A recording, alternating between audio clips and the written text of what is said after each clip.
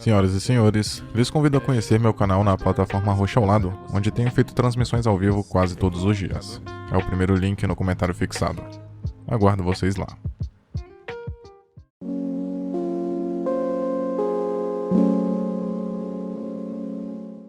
Bruxa de Blair, lançada em 2016, sequência de A Bruxa de Blair de 1999, é basicamente o falso documentário do falso documentário.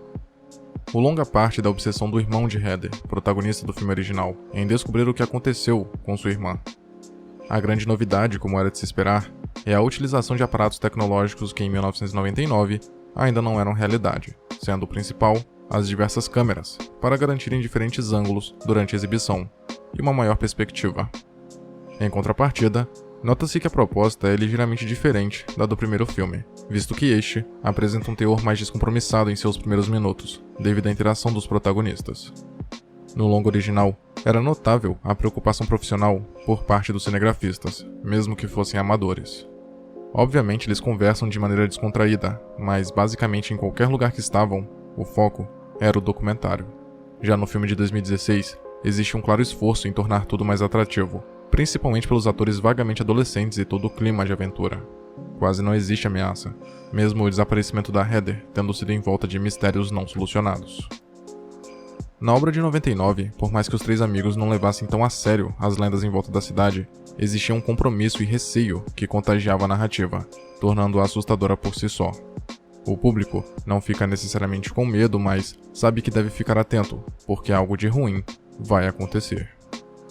Nessa sequência, por exemplo, vemos alguns dos quatro amigos de ressaca antes de entrarem na floresta.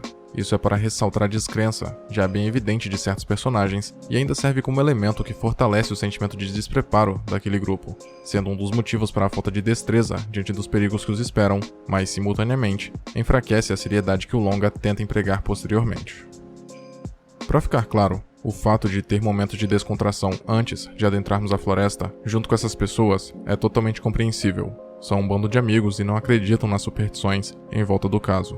Os únicos que levam um pouco mais a sério são o irmão da Heather, James, e o casal que encontrou as fitas, Lane e Talia. O restante encara a jornada como algo bobo para, talvez, gerar alguma recompensa pessoal. E faz até uma certa ponte com o longo original, mas neste caso, a falta de pretensão inicial parece mais um agrado vazio do que uma maneira de reverter as expectativas do espectador por intermédio da subversão do conforto. A sequência ainda apresenta características derivadas da tecnologia recente. Ao mesmo tempo que possui uma linguagem moderna, também não esconde sua artificialidade. Os próprios cortes, por exemplo, não parecem naturais, resultado de uma interferência ou falha do equipamento de filmagem. É nítido que foram feitos na pós-produção, o que é comum, mas diferente do longa de 99, não percebe-se uma preocupação em disfarçá-los.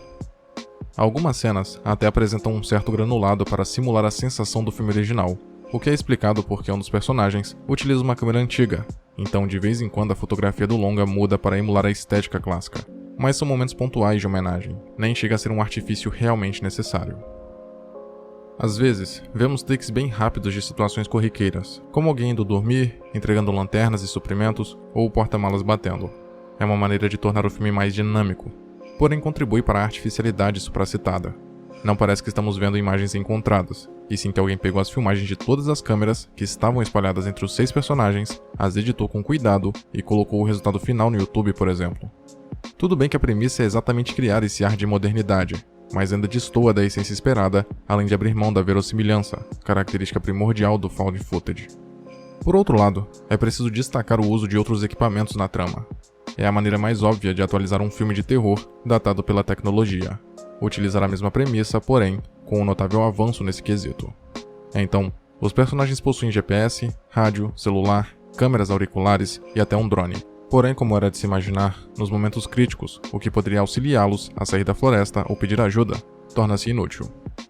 Em contrapartida, não que tenha sido um problema grave no filme anterior, mas é muito mais fácil aceitar que os personagens estão filmando tudo o tempo todo quando eles carregam pequenas câmeras em suas orelhas, que eventualmente até deixam de serem notadas, do que uma câmera profissional enorme e pesada.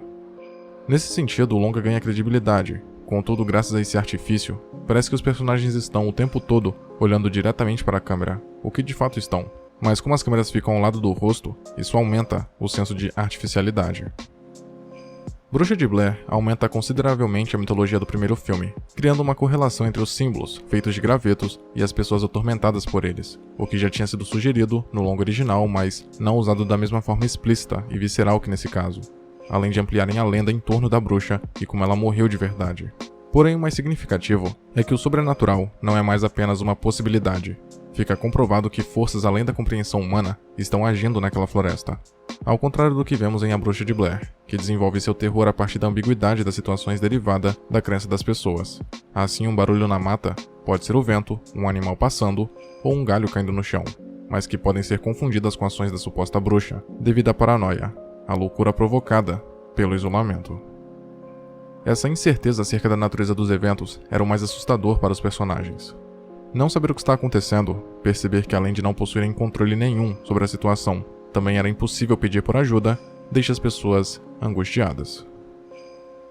Atos inexplicáveis não aconteciam na frente dos personagens e, consequentemente, das câmeras no filme original, mas no caso da sequência, não existe essa regra.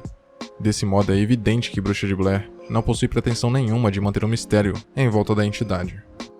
Novamente, a influência da bruxa é real. Inclusive, presenciamos sua possível aparência, outras aparições, o fato de não amanhecer mais e uma criatura na mata. Mas essas são informações que só o público tem acesso ao assistir o filme. Dentro da narrativa, as pessoas têm suas próprias teorias, difundidas pela internet, fator que foi determinante para o sucesso do longa de 99. Isto é, a inserção dessas hipóteses na trama trata-se de uma metalinguagem já esperada para uma obra que tem como intuito atualizar o que foi feito anteriormente. Assim, surgem perguntas como: por que a equipe de busca, mais de 100 pessoas, não foi amaldiçoada ou desapareceu também? O próprio roteiro responde essa questão com outra teoria. Talvez só são pegos aqueles que passam a noite na floresta, o que justamente os protagonistas do longa original e da sequência de 2016 fizeram. Durante a exibição, é contada a mesma história que ouvimos em A Bruxa de Blair, envolvendo o Rushing Parr e o fato dele ter matado 7 crianças em sua época, que foi o evento que tornou a lenda da bruxa mais forte e temida pelos moradores locais. Afinal, o longa é uma continuação, mas ainda precisa funcionar como uma obra independente para aqueles que não puderam ou quiseram assistir ao primeiro filme. Essa informação ainda existe para estabelecer o conflito entre os novos personagens que pretendem registrar tudo e os moradores locais, ou seja, entre os céticos e os que acreditam.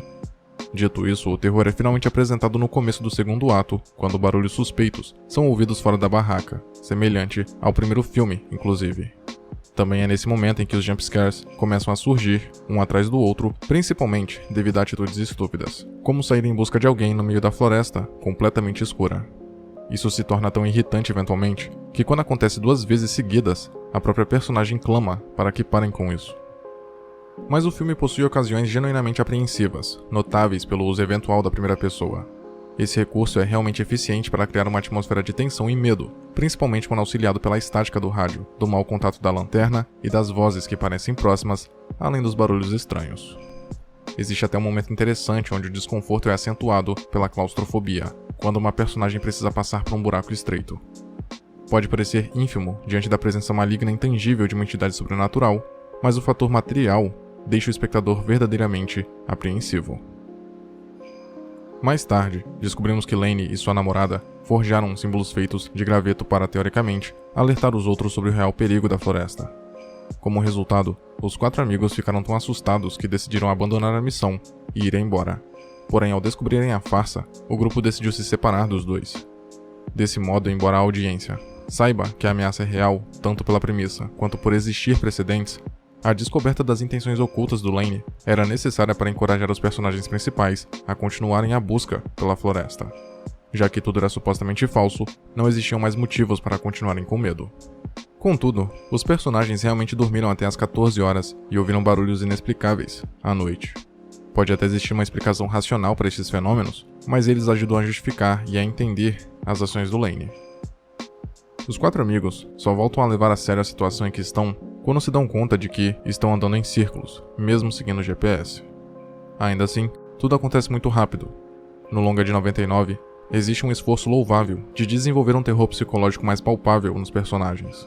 Claro que a suposta interferência sobrenatural é relevante, mas a anteriormente mencionada loucura provocada pelo isolamento torna o convívio insuportável por estarem perdidos, com fome, sede, sem expectativas de serem resgatados e sujeitos a qualquer perigo normal da floresta.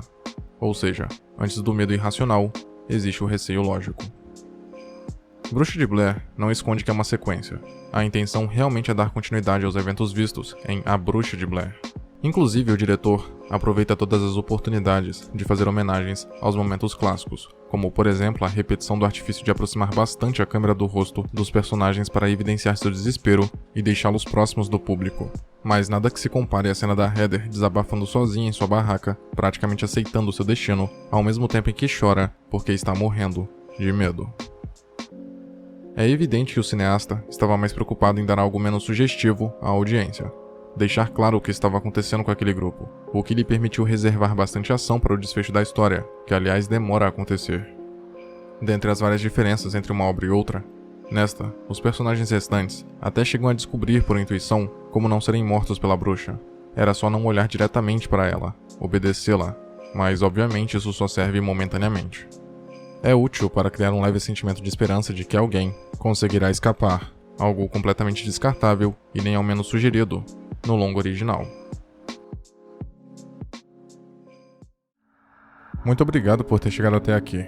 Imagino que, de algum modo, esse vídeo tenha sido interessante para você, e por isso peço que o curta e o compartilhe para ajudar a divulgar o conteúdo do canal. Se quiser ajudar e puder, claro, torne-se membro e confira os benefícios de cada nível de assinatura. Na tela, tem mais vídeos que talvez possam te interessar. Até a próxima.